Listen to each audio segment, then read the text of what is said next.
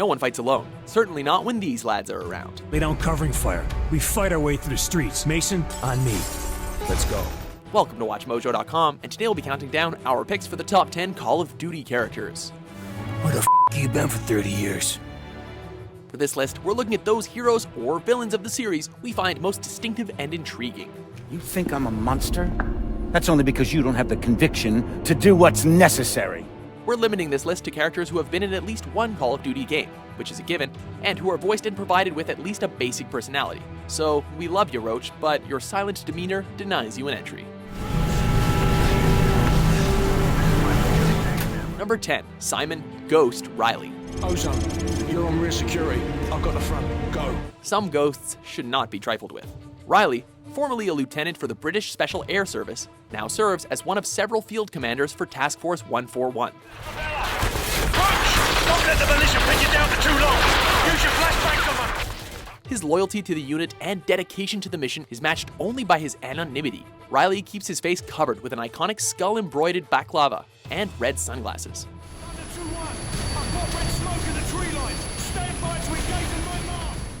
He's also never without his headset, which helps him stay within arm's reach of his team. We need to protect the DSM until the transfer's done. Use the weapons caches and set up your claymores if you've got any left. Defensive positions, let's go. Number 9, Vladimir Makarov.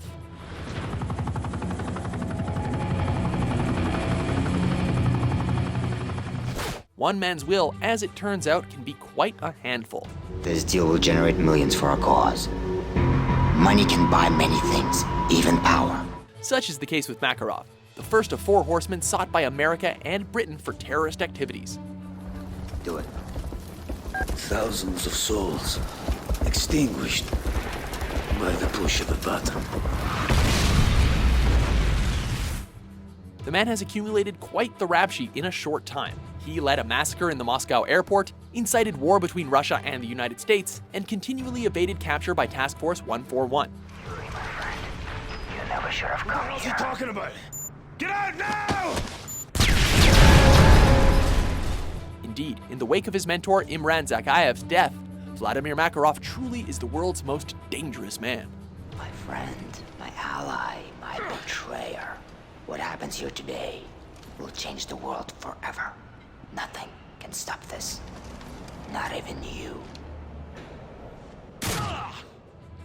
Number 8, Alex Mason. Your name is Alex Mason. You were born in Fairbanks, Alaska.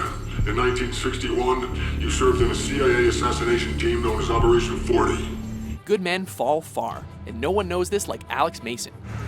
He's here. I felt like everyone was watching us. And watching me. An Alaskan native and former Marine captain, Mr. Mason is a loyal American citizen whose dedication is tested when he's captured during the Bay of Pigs invasion. Do with him what you wish, General. He's my gift to you, in honor of our new relationship. Just make sure that he suffers. For 2 years, life is torturous, as his mind is used to test Soviet brainwashing technology.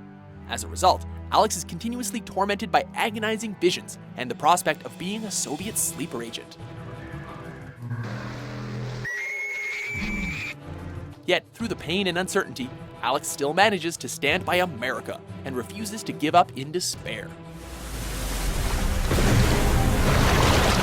Trying to f*** my mind. You fire. You don't know anything. Number 7, Raul Menendez. Opulence is sinful and we all pay for it. Rarely is evil so potent or sympathetic. For those souls who have toiled and wrought and thought with me,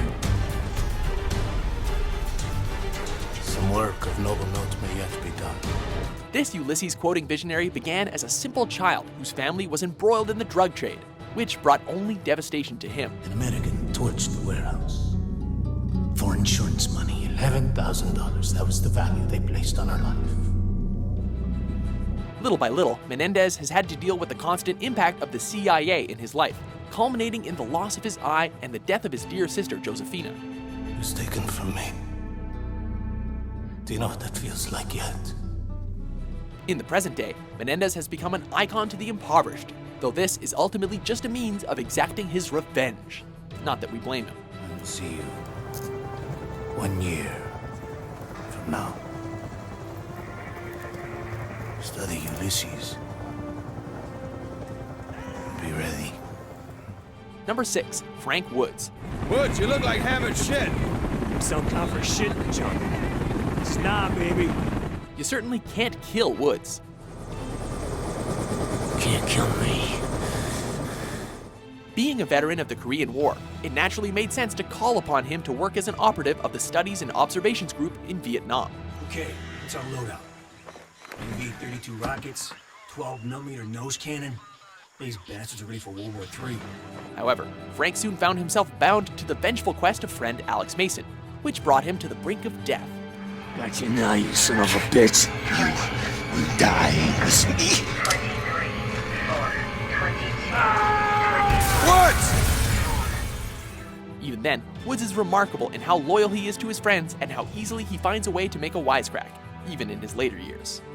Safety's on, dipshit. Hey, old man. Number 5. Gaz. Good to see you, mate.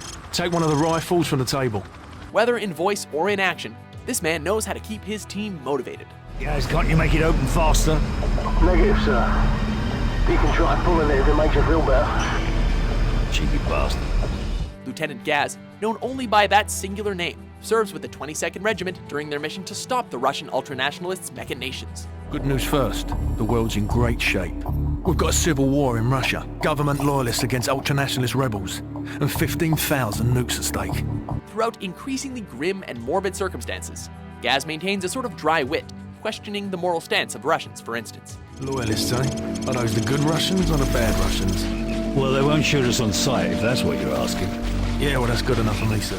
He's not without a serious tone, but his priority is to make the dark reality surrounding his team a little easier to handle. Knife the watermelon. Nice! Your fruit-killing skills are remarkable. Number 4. Jonathan Irons. Excuse me, Private Mitchell. I'm Jonathan Irons. I'm Will's father. Played by Kevin Spacey, this seemingly sterling entrepreneur has a dark side to him. Give me a break. People don't want freedom. They want rules, boundaries, protections. Irons, founder of the private military contractor Atlas Corporation, prides himself on camaraderie and compassion. In the aftermath of his son's tragic passing, he offers his son's friend, Jack Mitchell, a job at Atlas, and a fancy new arm to boot. I want to offer you a second chance. Mr. Irons, Mitchell's been discharged with his injuries. I'm aware of his injuries, Sergeant. At Atlas, we have prosthetics that are 20 years beyond anything the military could offer you. In public and with his employees, the man is aloof and amicable, but behind the scenes, Irons is scheming for world domination, crossing moral lines and building up his own power base. It's no wonder he was so flippant with the UN. I have sent people to die in your wars. So I feel uniquely qualified to tell you, your wars don't work. Number 3. John Soap McTavish. Good luck, mate. I'll see you on the far side. Apparently, embarrassing nicknames build character. Who would have guessed? Right. What the hell kind of name is Soap, eh? How'd a muppet like you pass selection? McTavish was just a simple recruit of the SAS, brought on board to fill out the 22nd Regiment. Soon, however, the Scottish newcomer made a name for himself as the team's expert sniper and demolitions man.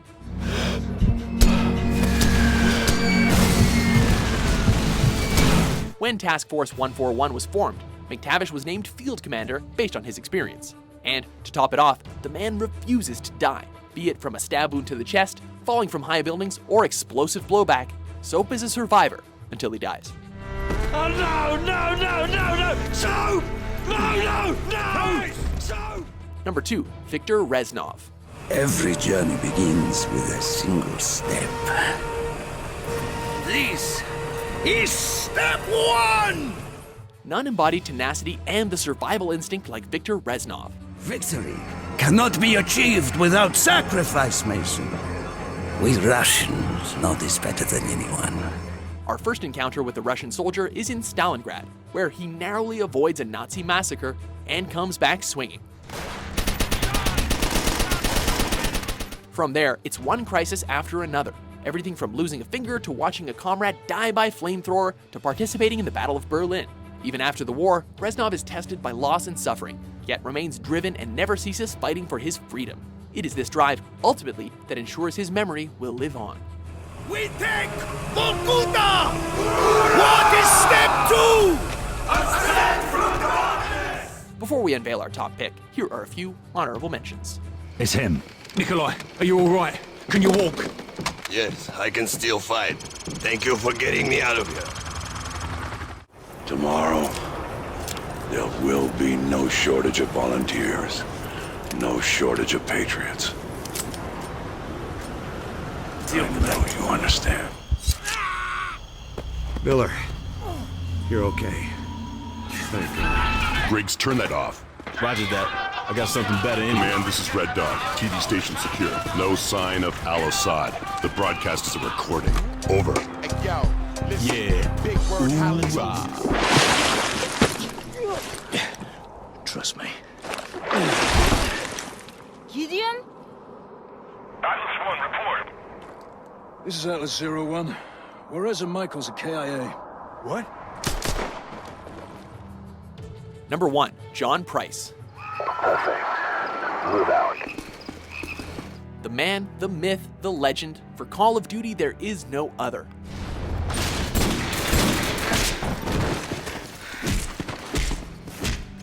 John Price is something of a legacy character, a mustachioed British soldier who finds himself embroiled in several campaigns across time. Made quite a racket, didn't you?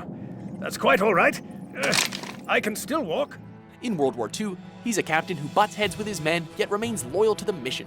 In the present, he's an extreme but impassioned warrior, ready to walk into hell and back, especially for those he's lost. Whatever you're gonna do, son, do it fast! Across all versions of the game, one thing is for sure.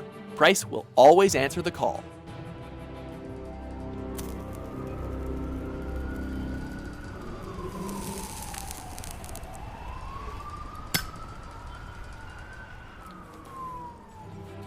Do you agree with our list? Proper good job, mate. Who's your favorite character in the wide Call of Duty menagerie? For more dutiful top 10s published every day, be sure to subscribe to WatchMojo.com. Nicely done.